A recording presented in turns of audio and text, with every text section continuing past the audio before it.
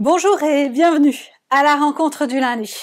En ce deuxième lundi de l'Avent, je vous propose de continuer de réfléchir sur ce temps qui passe et que l'on maîtrise si peu. J'ai choisi pour cela un passage d'une des lettres de Paul, la première épître aux Thessaloniciens, et j'ai retenu au chapitre 5 les versets 1 à 5. Découvrons ensemble ce passage. En ce qui concerne les temps et les moments, vous n'avez pas besoin, frères et sœurs, qu'on vous écrive à ce sujet.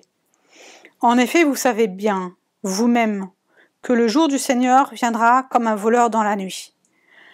Quand les hommes diront paix et sécurité, alors une ruine soudaine fondra sur eux, comme les douleurs sur la femme enceinte. Ils n'y échapperont pas. Mais vous, frères et sœurs, vous n'êtes pas dans les ténèbres pour que ce jour vous surprenne comme un voleur. Vous êtes tous des enfants de la lumière et des enfants du jour. Nous ne sommes pas de la nuit, ni des ténèbres. Combien paradoxal est le début de ce chapitre. Il n'est pas nécessaire que je vous écrive à ce sujet, mais précisément, je vais vous écrire à ce sujet.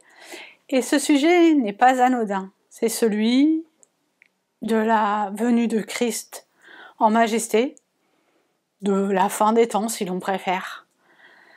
Et ce que nous redit Paul, c'est que cela est dans les mains du Seigneur. Là où nous serions tentés, avec le commun des mortels, de dire paix et sécurité, c'est là précisément que tout changera et que tout viendra de Dieu. Alors ça pourrait être angoissant parce que ça veut dire qu'on ne maîtrise rien, et c'est vrai, on ne maîtrise rien. Mais dans le même temps, Paul nous rappelle que nous avons l'espérance et l'assurance d'être guidés par le Seigneur, car c'est lui qui a la maîtrise de toutes choses. C'est ce qui précisément fait de nous des enfants de la lumière. Cette lumière, c'est celle de Jésus-Christ qui s'est donné pour nous et qu'il convient de suivre de notre mieux. Alors, prions ensemble. Seigneur, je veux te remettre cette semaine qui s'ouvre. Dans ce temps de l'Avent, te redire quelle joie c'est de te découvrir, de te redécouvrir toujours. Dans nos quotidiens, tu viens nous rencontrer, tu nous précèdes. C'est toi qui fais toutes choses nouvelles chez nous et en nous. Avec les mots de ton Fils, je veux te redire, notre Père qui es aux cieux, que ton nom soit sanctifié, que ton règne vienne, que ta volonté soit faite, sur la terre comme au ciel. Donne-nous aujourd'hui notre pain de ce jour.